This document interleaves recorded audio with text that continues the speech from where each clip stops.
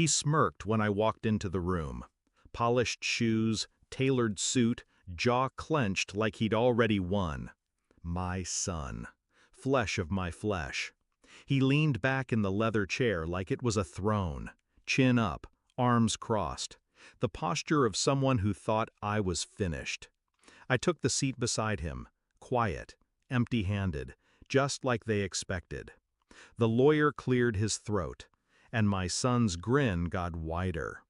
I met Laura when I had nothing. She had enough for both of us. Brains, beauty, bloodlines. Her father didn't approve. Her mother barely looked me in the eye.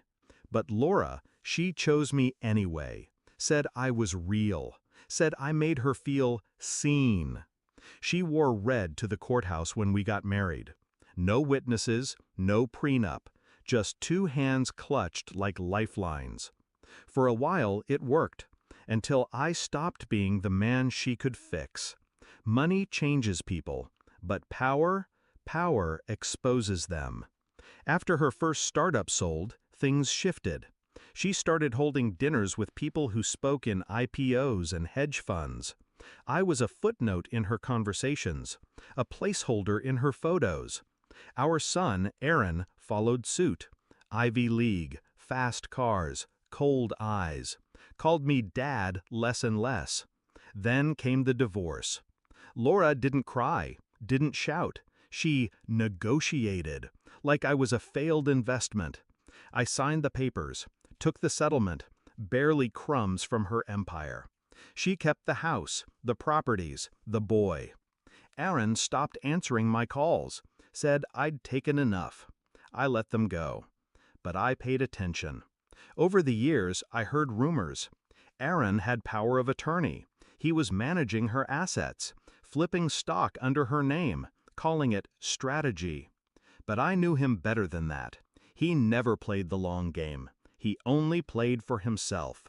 When the call came, Laura's gone, sudden heart failure, I didn't feel what I thought I would. No rage, no sorrow, just a calm breath, and a plan clicking into place. At the will reading, the room was full. Lawyers, relatives, investors, and Aaron soaking in the silence like champagne. He'd been bragging online for weeks, how the fortune would stay in capable hands, how I was no longer in the picture. He thought she'd left him everything, and for the most part, he was right. Until the final page. The lawyer adjusted his glasses. His tone shifted, measured, intentional. One final clause, to be read aloud. My son's smile froze. I, Laura Kensington, being of sound mind, leave a special provision to my former husband. In the event of my death, if my estate is valued above $30 million and my son is found to have breached ethical or fiduciary duty during the last 2 years of my life, the room stiffened. Then 50% of my estate will be placed in an irrevocable trust, overseen by independent counsel for my ex-husband, effective immediately. Aaron's face drained of color. The lawyer continued. A forensic audit has already been conducted. Findings enclosed. I didn't even blink, because I hired the auditors 8 months before she died. I'd noticed something on Laura's social feed months earlier, a shaky caption, "Grateful to be surrounded by love." But the photo was wrong. Her eyes weren't smiling. Her posture wasn't proud. And Aaron stood too close to her, controlling, not comforting. I reached out. She didn't respond. So I called her assistant, the same one she thought I never paid attention to. Turns out, Laura had been questioning some investment decisions, suspicious withdrawals, hidden accounts. She thought it was early onset stress. It wasn't. It was theft. And it was Aaron. I gave her space, but I also gave her a choice. 6 months before her death, I visited her quietly. No lawyers, no press, just the two of us, like it used to be. I didn't ask for anything. I just told her the truth, what Aaron was doing, how deep it went, and how far he was willing to bury her to stay on top. She listened, didn't deny it, didn't defend him. She just nodded once and asked me one question.